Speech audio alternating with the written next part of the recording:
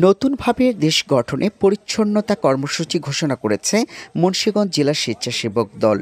এরই অংশ হিসেবে গতকাল বৃহস্পতিবার সকাল থেকে রাত পর্যন্ত সিরাজদিখান উপজেলার বিভিন্ন এলাকায় পরিচ্ছন্নতা অভিযান পরিচালনা করে দলটির নেতাকর্মীরা।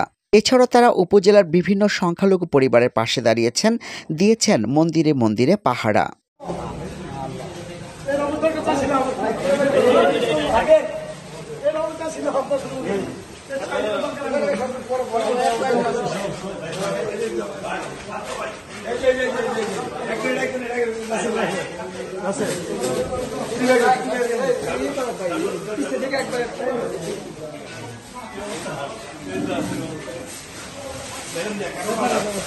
তারা বলেন, দেশের পরিস্থিতি স্বাভাবিক না হওয়া পর্যন্ত জেলাকে সুন্দর ও পরিচ্ছন্ন রাখতে স্বেচ্ছাসেবক দল কাজ করবে।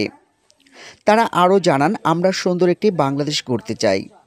এই কার্যক্রমে উপস্থিত ছিলেন জেলা স্বেচ্ছাসেবক দলের সাধারণ সম্পাদক সিদ্দিক মোল্লা, যুগ্ম সম্পাদক সোয়েব আহমেদ সুজন, সিরাজদিখান উপজেলা স্বেচ্ছাসেবক দলের আহ্বায়ক আজিজুল ইসলাম ভুইয়া, সদস্য সচিব শেখ মোহাম্মদ রাসেল, রসুনিয়া ইউনিয়ন স্বেচ্ছাসেবক দলের আহ্বায়ক সোহাগ, সদস্য সচিব টিটু, এছাড়াও স্বেচ্ছাসেবক দলের নেতাকর্মীরা এ কাজে অংশ নেয়। এদিকে উপজেলার বিভিন্ন সড়কগুলোতে যাতে কোনো ধরনের যানজট সৃষ্টি না হয় সেজন্য রেড ক্রিসেন্ট, রোভার স্কাউট ও বিভিন্ন সংগঠনের সদস্য ও ছাত্ররা কাজ করছেন। Report, hello Bikrampur.